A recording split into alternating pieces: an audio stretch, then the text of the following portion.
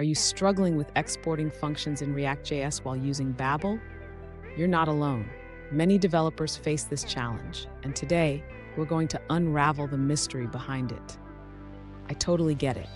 Refactoring code can be a daunting task, especially when you encounter unexpected errors.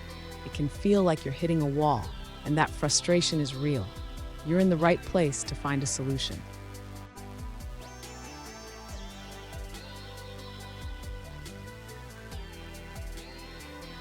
Let's dive into the specific issue at hand.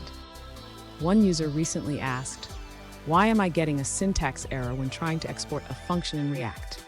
They shared their code and the error message, which is a common hurdle many developers face. Sound familiar? Let's tackle this together. So what could be causing this syntax error? It often comes down to incorrect syntax when defining functions or classes. Understanding how to properly export functions in React is crucial, and we'll break it down step by step. And stick around. At the end of this video, I have a pro tip that will help you avoid these kinds of errors in the future. To begin resolving the user's issue, we need to correctly define the function component. The user should replace the class definition with a function declaration. This is how it should look. Next, the user should ensure that the function component returns valid JSX. This means the return statement must contain a single parent element, such as a div. After defining the function component correctly, the user should check the import statements in the main application file. They need to ensure that the function is imported properly.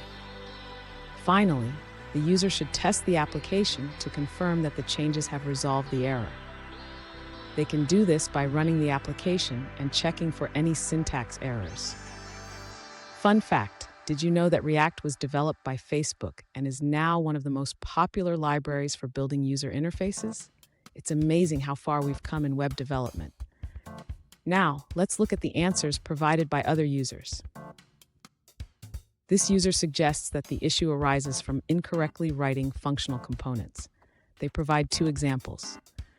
The first is a simple function that returns JSX, and the second is an arrow function assigned to a constant, which is then exported. They also clarify that ES6 does not allow exporting a constant directly. You must declare it first and then export it. Here's the pro tip I promised.